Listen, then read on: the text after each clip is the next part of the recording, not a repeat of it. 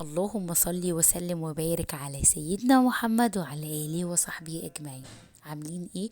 يا رب تكونوا بخير. تعالوا بقى نعمل جيلي فراولة. طبعا كلنا بعد الفطار بنبقى نفسنا ناكل حاجة كده حلوة وساقعة وترطب علينا، فقلت بقى نعمل جيلي سهل وبسيط جدا. انا عندي هنا جيلي دريم فراولة. عندي 3 في 1. انا بحب اجيب الجيلي الزيادة عندي في البيت، لان هنا عندي في البيت بيحبوه قوي، والطعم المفضل ليهم كمان اللي هو الفراولة. جبت بقى بولة فاضية كده، وهبدأ انزل بالجيلي اللي عندي. هفضي الجيلي اللي عندي كله، كمية الجيلي اللي عندي. انتوا طبعا تقدروا تعملوا اي كمية انتوا عايزينها، بس انا عملت التلاتة باكت. ببدأ بقى ان انا افضيهم كده. بعد ما فضيتهم بحط 3 معالق سكر. انا بحب احط سكر على كل باكت معلقة سكر، بيعادل الطعم عندي بتاع الجيلي، بيبقى حلو قوي ومش بيبقى مسكر قوي كمان. هبدأ بقى ان انا اقلب كده الجيلي مع السكر اللي عندي. هنا بقى البولة عندي كانت مبلولة فكتلت الجيلي عندي. انا كنت شطفاها. انا بحب ان انا اشطف الحاجة اللي هعمل فيها، لان طبعا ببقى حطهم في الضرفة وممكن طبعا تراب اي حاجة، فلازم ان انا اشطفها كويس عشان بنبقى راكنينهم. طبعا ممكن شوية تراب كده او عفرة يعني يجوا على البلاستيكات، فلازم نشطفها كويس. خلاص. بعد كده بقى ما قلبت بقى السكر مع الجيلي.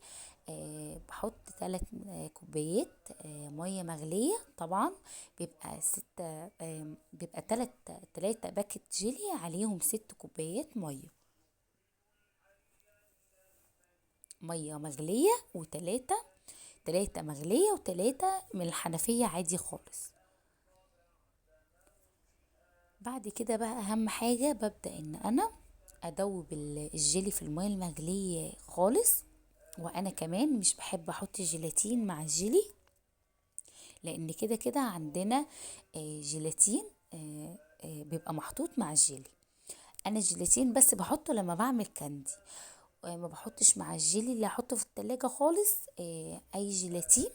وصدقوني بيمسك ويبقى حلو قوي. وهوريكوا شكله في الاخر. البولات ماسكه نفسها كويس جدا ومظبوط خالص. ببدأ بقى ان انا ادوب فيه كده قبل ما انزل بال3 كوبايات المية الساقعين.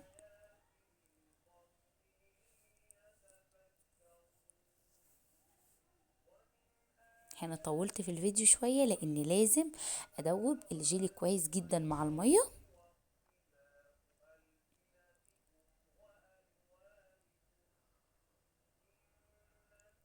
هنا بقى هنزل بال3 كوبايات المية الساقعين عاديين خالص. انا هنا ال3 كوبايات الاخرانيين مش ملياهم قوي، لان انا مش عايزة القوام الجيلي خفيف خالص.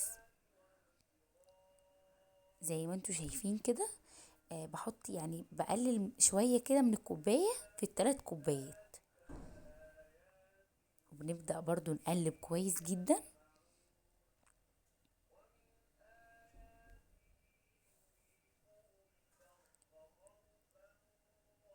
خلاص بقى كده كنت قلبت كويس خالص.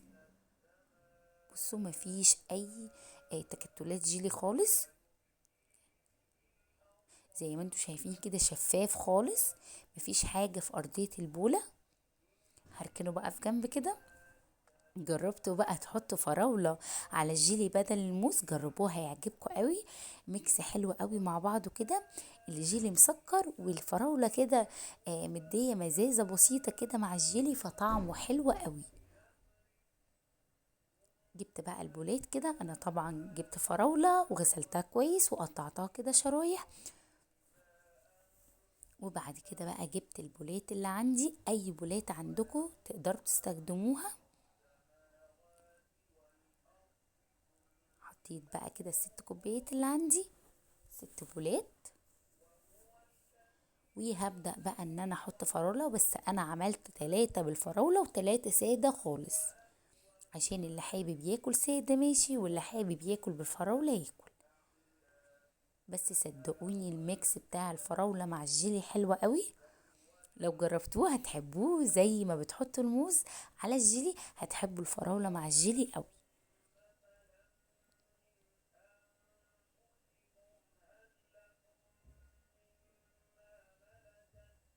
هنا بقى كنت بقول لكم هعمل 3 سادة و3 بالفراولة. بدأت بقى ان انا كده ارص الفراولة اللي عندي كويس جدا، وبعد كده بقى هبدأ اصب الجيلي اللي عندي.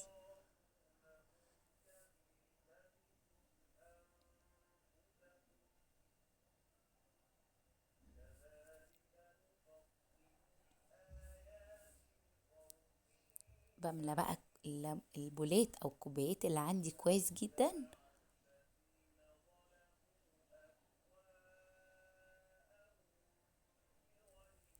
زي ما انتوا شايفين كده.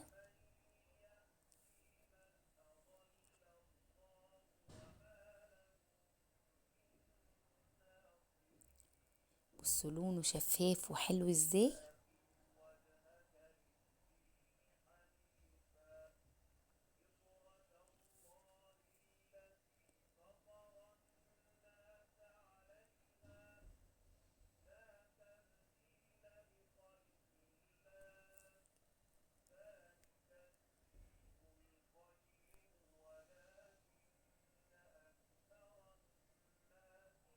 خلاص بقى ببدأ كده ان انا املى اخر كوباية.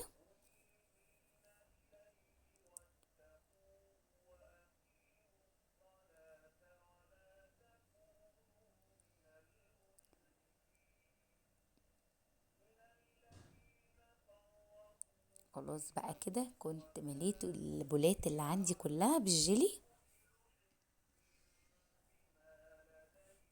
وبعد كده طبعا بنحطه في التلاجة، بنحطه 4 ساعات، وبعد كده بقى بتقدروا ان انتوا تاكلوه. 4 ساعات في التلاجة حلو قوي، بيخلي الجيلي عندنا يمسك ويبقى حلو قوي. بدأت بقى خلاص ان انا شلت البولة اللي فاضية عندي.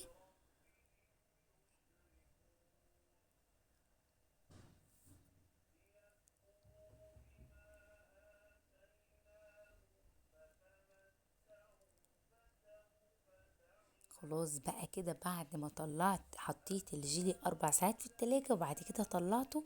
بصوا ماسك ازاي ولونه حلو قوي وتحفة. حلو قوي، جربوه، ما تنسوش تجربوه بالفراولة. حلو قوي صراحة. واللي بالفراولة عجب اللي في البيت هنا قوي. خلاص بقى اهم حاجة لو وصلتوا لحد هنا ما تنسوش تصلوا على النبي في الكومنتات عليه افضل الصلاة والسلام. ولو ما اشتركتوش في القناة ياريت تشتركوا في القناة وتفعلوا زر الجرس عشان يوصلكوا كل جديد. وكمان ياريت ما تنسونيش بدعوة حلوة من قلبكم ليا، واشوفكم في فيديو جديد ان شاء الله.